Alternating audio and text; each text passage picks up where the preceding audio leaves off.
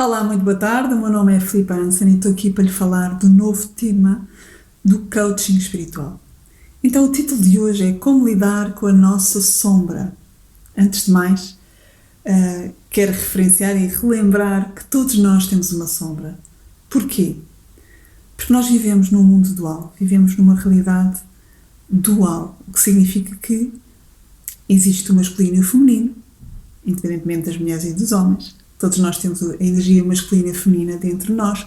Existe um sol e uma lua, existe um dia e uma noite. E propriamente vocês podem ver isso, por exemplo, se observarem, imaginem vocês em pé, no sítio onde estão com o sol da manhã, não é? A refletir sobre vós, e vocês vão ver a vossa sombra refletida. O sol está da esquerda e a sombra vai se refletir para a direita, não é? O que significa que, se vocês não estiverem totalmente alinhados com o eu maior, com o eu superior, que neste caso seria o sol, representado pelo sol, a vossa sombra vai ficando maior, vai saindo de vocês.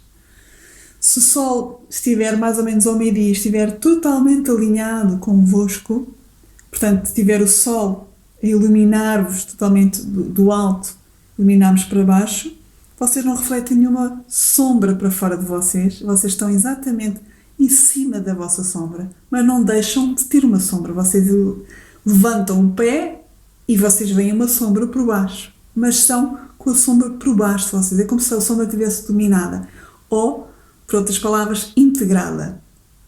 Então significa que, se nós estivermos alinhados com o nosso eu superior, com a consciência, com o universo, com Deus, a nossa sombra está também alinhada com a nossa luz. Está integrada, porque todos nós temos uma luz e uma sombra. E depois imaginemos que o sol começa a baixar, começa na zona da tarde e vai refletir também uma sombra do outro lado. Então significa que a noite vive-se, ou é, digamos assim, o lugar da sombra, e do dia é o lugar do sol. Portanto, da consciência, de que nós temos consciência sobre nós. Não significa que é bom ou mau, simplesmente que o sol é aquilo que nós temos cada vez mais consciência, a luz neste caso, e a sombra é aquilo que muitas vezes nós não temos consciência, é representado pela lua e também representado pelo Plutão, em termos astrológicos, pelo o signo Escorpião, pela casa 8.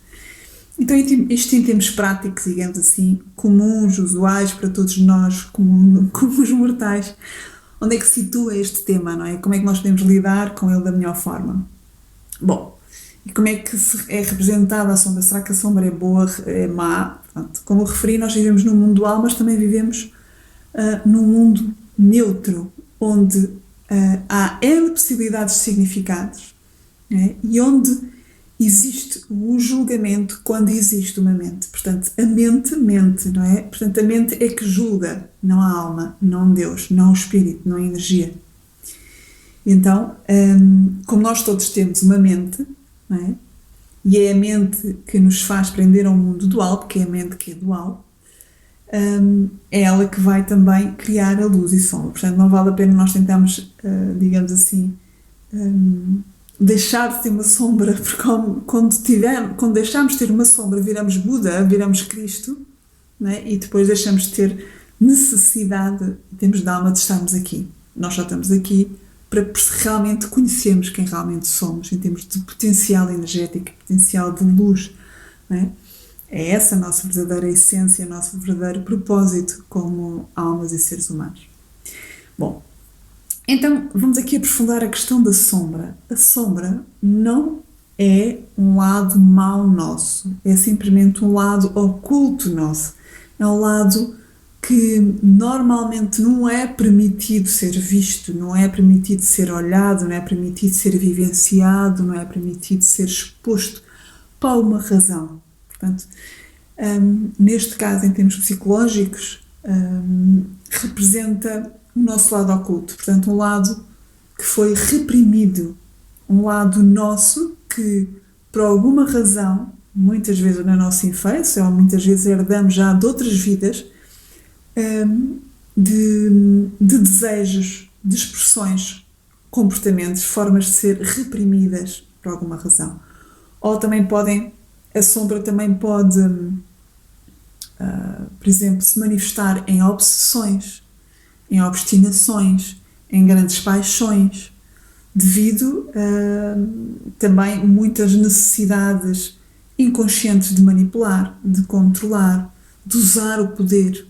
E porquê? Onde é que vem esta necessidade de usar este poder através da manipulação, do controle? Vem de uma necessidade muito inconsciente que eu acho que está enraizada em todos nós, de sentirmos vivos através do domínio do outro, através do controle do outro. E esta eu diria que é a raiz do maior mal, entre aspas, do mundo.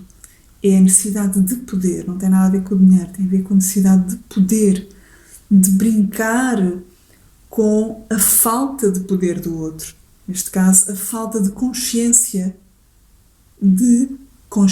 da própria energia em si, do nosso verdadeiro poder de manipular a energia, de criar a nossa vida, de criar a nossa realidade. E como a maior parte de nós não tem essa consciência, não sabe usar o poder energético ao nosso favor e para a nossa própria criação, muitas vezes sentimos-nos limitados, não é? Sentimos que somos simplesmente este corpo e esta forma, mas nós somos muito mais do que este corpo e esta forma. Nós somos o que está por detrás desta forma. Nós somos aquilo que põe a funcionar esta forma. O espírito que anima esta forma e este corpo. Então vamos dar aqui alguns exemplos de sombras. Por exemplo, há pessoas que têm uma grande sensibilidade ou para as artes, ou para a espiritualidade, ou para lidar com a natureza, ou para lidar com os animais, não é? E que por alguma razão nasceram numa família ou num meio social onde essa sensibilidade foi totalmente desvalorizada ou ridicularizada. Então o que é que significa? A pessoa foi obrigada, entre aspas, de uma forma inconsciente, não é? A não valorizar esse lado e a valorizar muito mais o lado racional ou mental. Então, por uma razão, portanto, foi julgada, não é? Porque sempre que uma pessoa é desvalorizada ou ridicularizada foi devido a um julgamento externo, muitas vezes criado por religiões ou por regras e conceitos, pré-conceitos sociais. Esse lado vai ficando de lado e vai criando uma sombra dentro de nós. O que significa que a pessoa vai desenvolvendo o outro lado socialmente aceite ou socialmente religiosamente aceite e vai desenvolvendo um falso eu. O que significa que a sombra vai continuando lá a estar, mas ela está reprimida e um dia essa sombra vai ter que se manifestar, não é? E muitas vezes essa sombra pode se manifestar ou através do uso de drogas, de álcool, ou muitas vezes em descontroles emocionais, ou por dependências afetivas, ou por fugas em devaneios, em loucuras. Portanto, essa sensibilidade, esse lado que não foi integrado, que não foi aceito, continua lá. Isto é um lado nosso, que muitas vezes tem a ver com a nossa verdadeira essência, portanto não tem a ver com o lado negativo. A sombra, neste caso, tem a ver simplesmente com o lado que foi reprimido, um lado que não foi aceito, que não pode ser visível por alguma razão.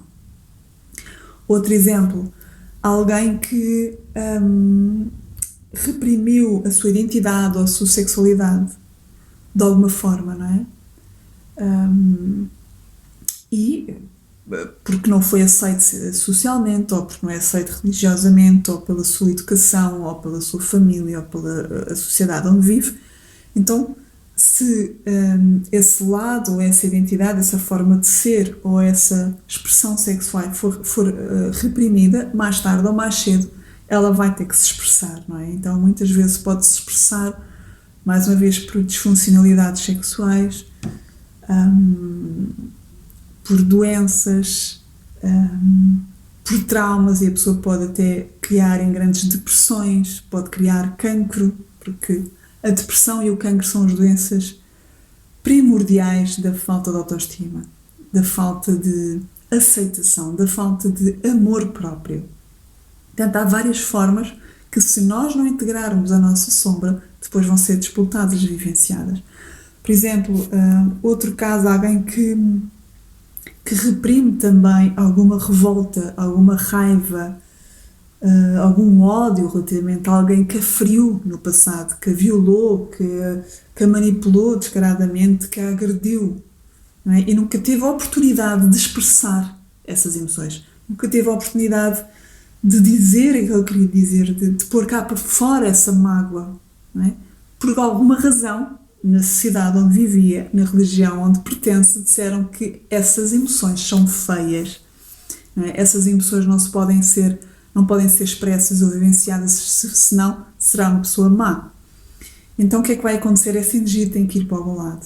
E muitas vezes, se não sai para fora, fica cá dentro e começa-nos a devorar. Começamos a transformar em pessoas rancorosas, revoltadas, presas, carrancudas,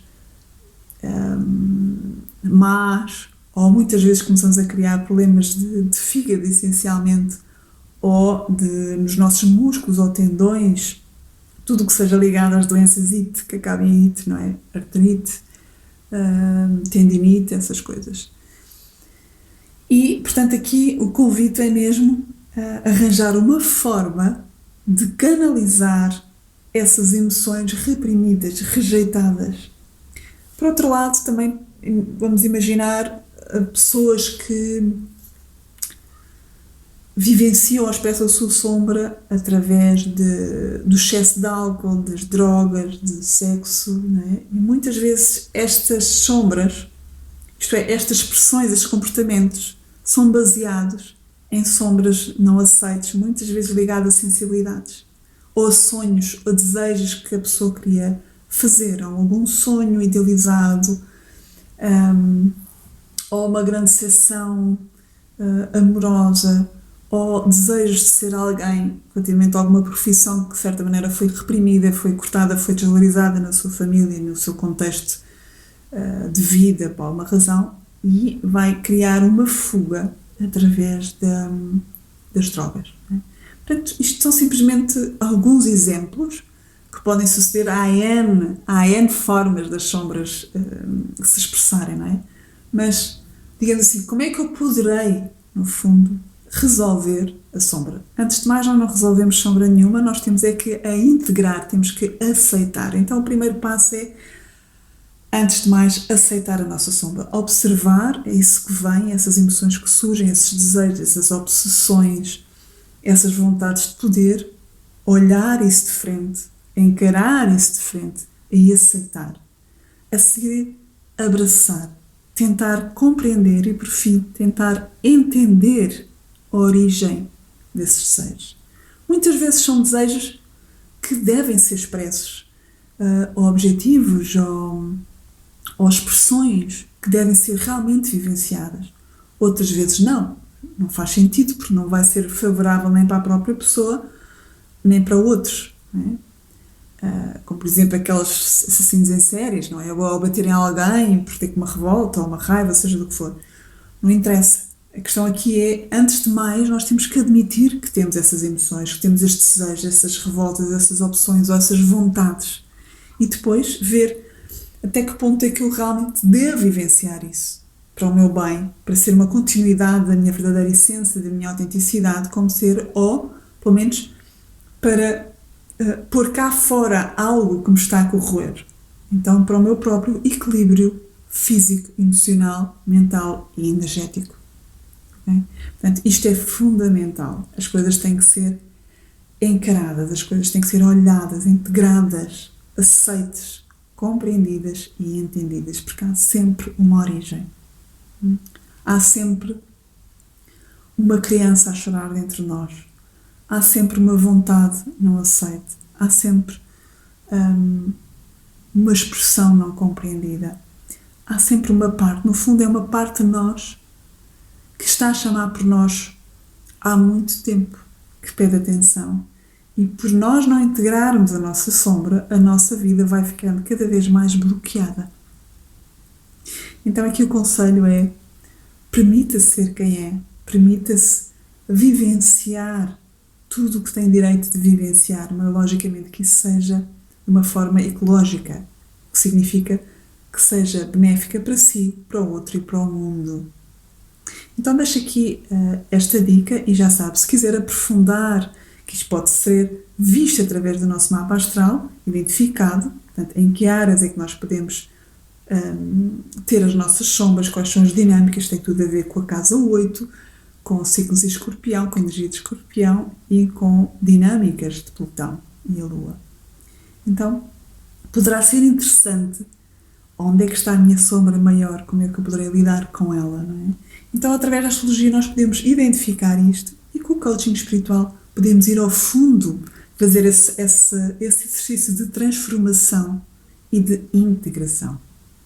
Obrigada e até ao próximo vídeo.